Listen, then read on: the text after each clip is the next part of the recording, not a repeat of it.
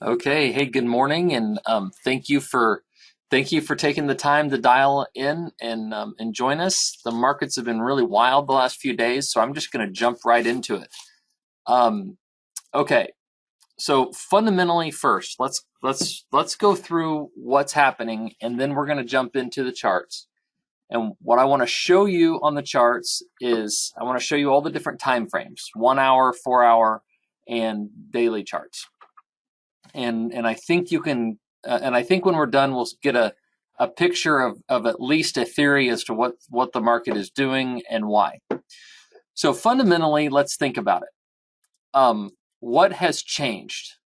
Um, what has developed that would either increase supply or decrease demand?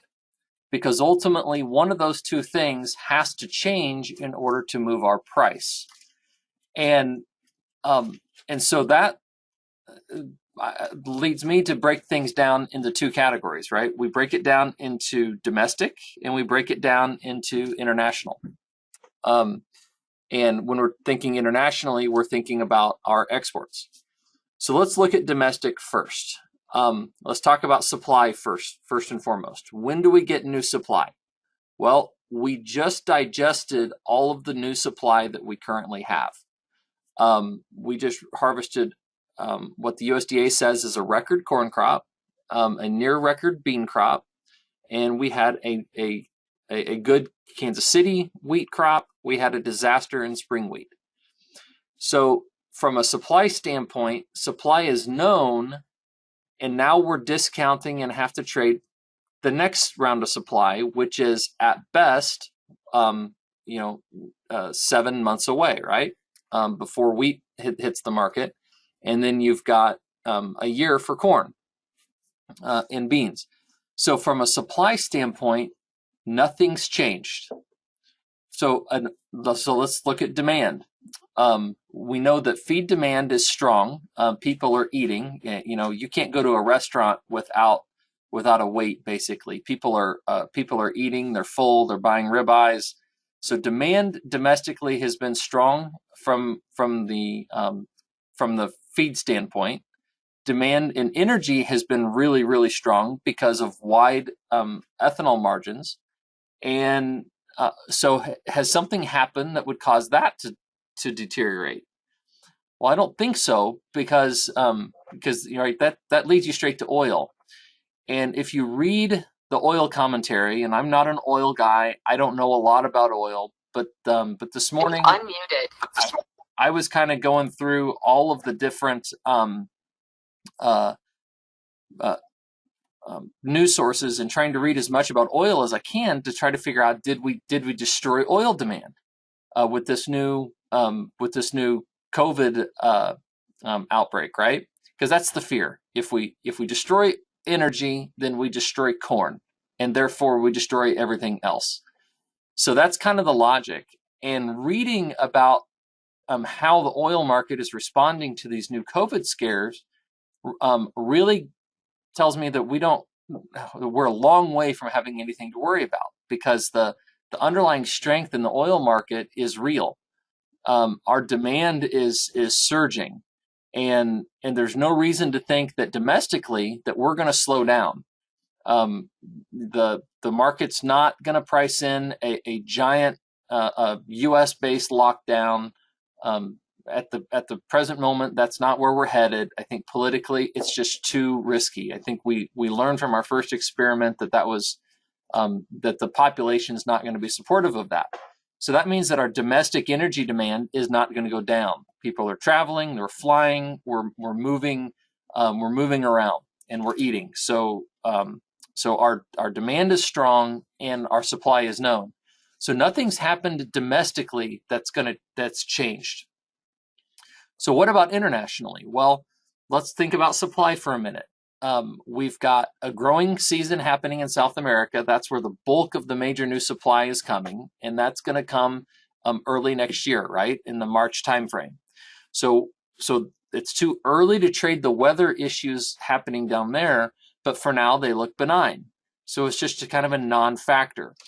And yes, we know that they've planted a lot of acres, and we know that they're going to have a large crop. But again, That's a known quantity. We've been pricing that in for a very long time. So from a supply standpoint, there's not a shock.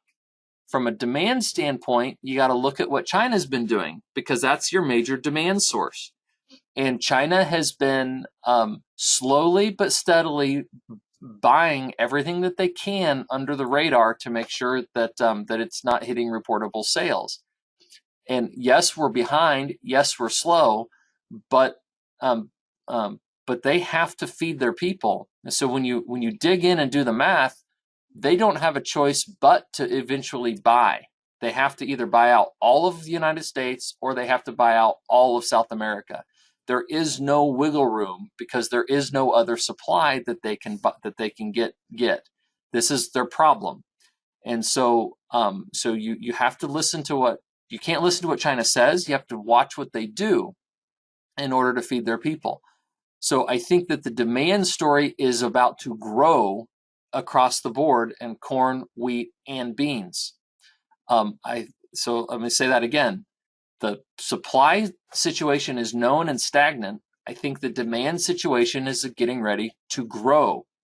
So I think what we're doing in the market is getting really, really jittery, because you've got a lot of people that are you got so much noise. You've got people talking about inflation hedges, and you've got people talking about all this stuff, and you got funds throwing money around like crazy, and so it's causing some extreme volatility. So let me show you what I'm talking about. All right, this is the price of corn on an hourly chart for March, okay? And you typically see somewhat of an orderly movement in corn, right? I mean, this is kind of overlapping, and we're just not going anywhere. And we did this for days and days and days, right? We were just pegged between 575 and 590, and everything looked like, oh, we're gonna break out higher, and we're gonna head straight to 6. Well, then the day before Thanksgiving happened, and we broke above these highs, and then we turned quickly. And we actually had a hook reversal, and you'll see this on the daily chart, on the day before Thanksgiving on Wednesday. And that was strange, because it also was coupled with larger volume. This is the corn contract volume down here. I'm typically not a huge volume follower unless it needs to be followed. And this was an example. On the holiday trade, we should have seen very, very light volume, and we didn't. We saw it escalate. And then come into Friday, we have this giant gap right down here. And we actually opened this bar right here. So if you look back, okay, if we scroll this back, here's this bar. We actually gapped down below the entire prior 10 days worth of trading in a single tick. We gapped almost all the way down it. We actually gapped below every open and close for a 10-day period right here. And then the market reversed and closed the gap and exploded up to the highest close, which was right here at noon on Friday. So that got everybody super bulled up, right? Now, and now here we are trading all the way down here. So you've had this wild swing where we've encompassed the entire range of 10 prior days. We've done it 1, 2, 3 times. And so now we're finding a little bit of strength here this morning. So what's going on? What causes the market to do that? Well, I think you had a knee-jerk reaction to the new variant, but you also have this underpinning strength, or this underpinned tension built up in the market because of where we are on the intermediate and longer term charts. So here's your 4-hour chart, okay? I'm going to back this up a little bit and clean it up, take the cloud off of it. All right, so here's our 4-hour chart.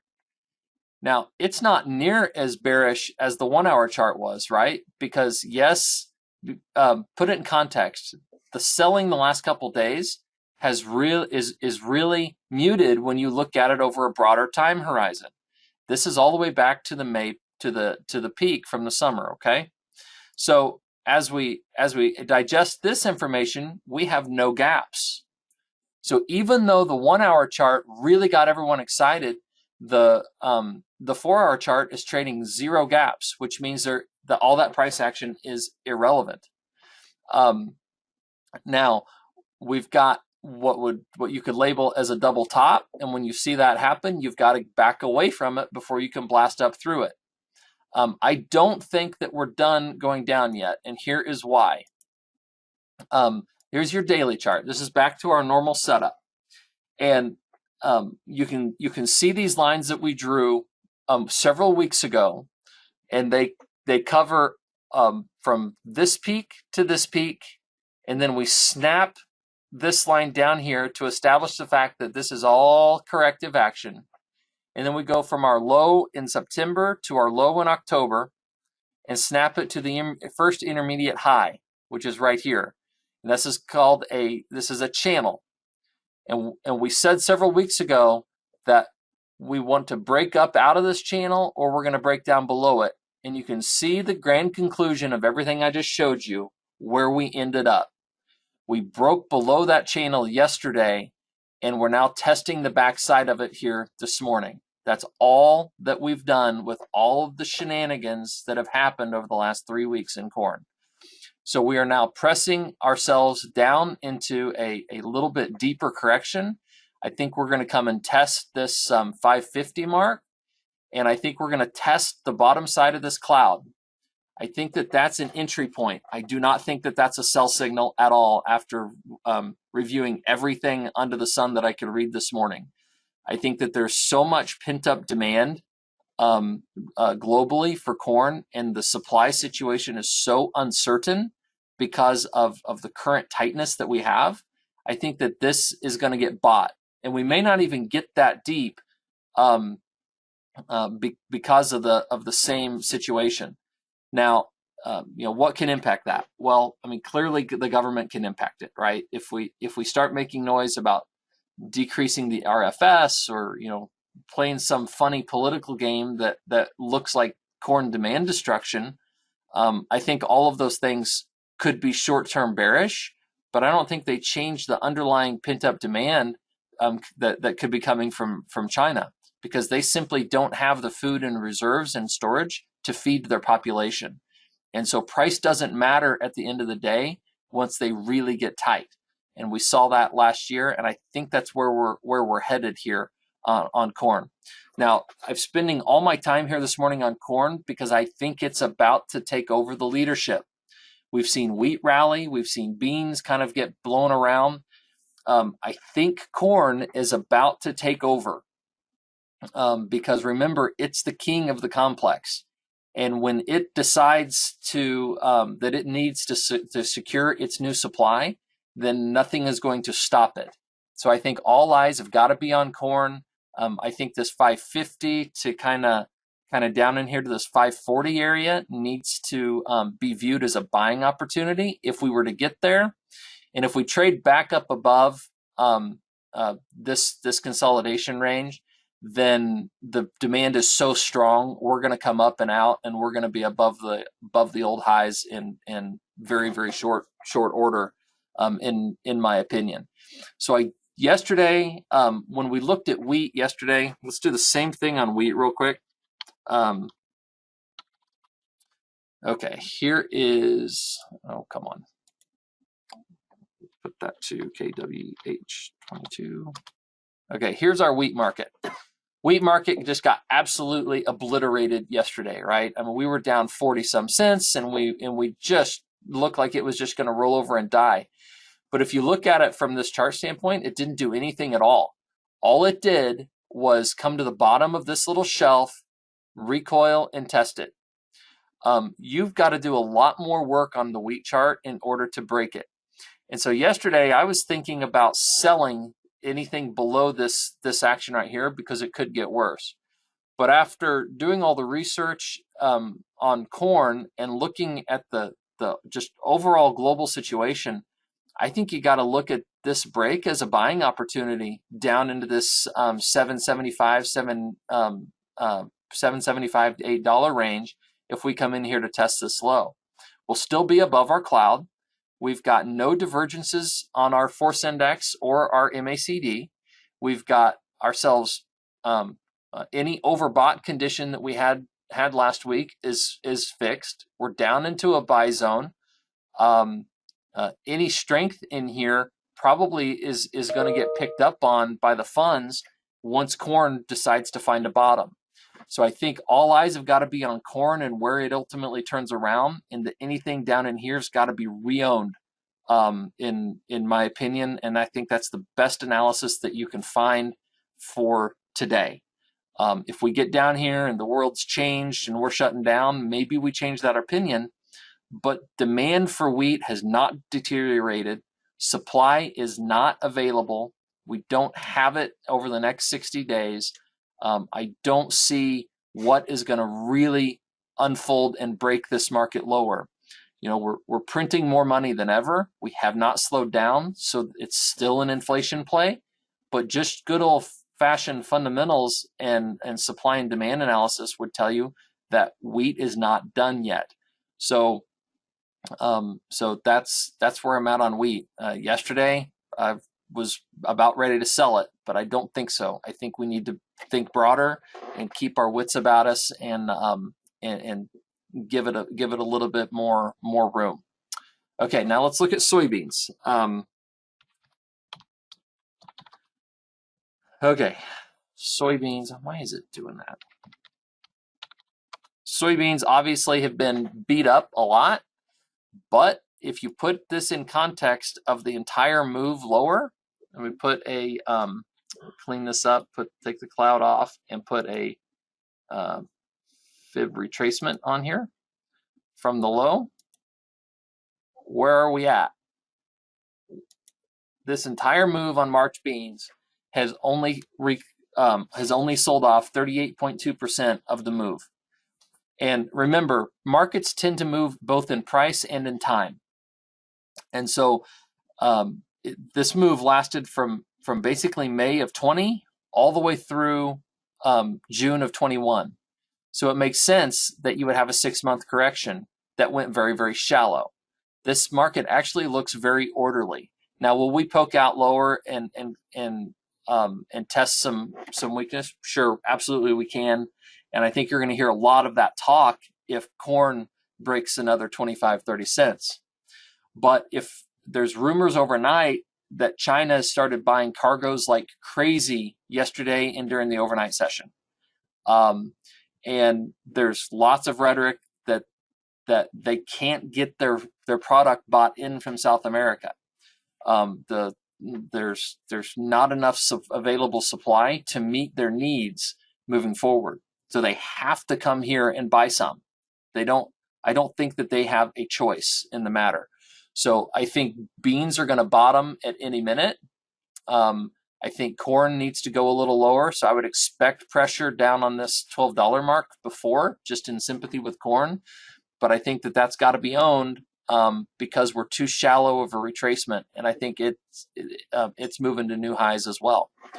Remember, supply and demand. You have to look at both, and you have to realize where we're headed.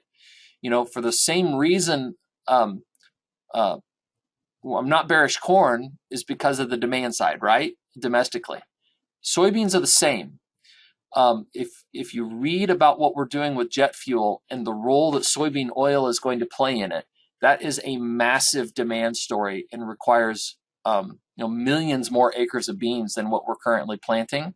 And I know the USDA is showing a larger balance sheet, but I think that's temporary based on what we're saying. So at this point, I think the best course of action is no action. I think we just be patient, let the markets do its thing. We don't want to overtrade it. I think stepping in to sell it today would be a disaster waiting to happen. And I think we would. I think we're going to get much better opportunities in the near future on these markets. So that's a lot of talking. I know I threw a lot at you. Please challenge my logic if you find it flawed. I'm all ears. I'm looking for reasons to be if we're going to roll over here and die and take $4 off of soybeans or wheat or $2 off of corn, I want to know about it, and we're all over it. I just don't see that as a huge fundamental risk today based on what we know. So, but remember, there is always risk in futures and options. You should only trade them in light of your own financial condition. And we will talk to you next week.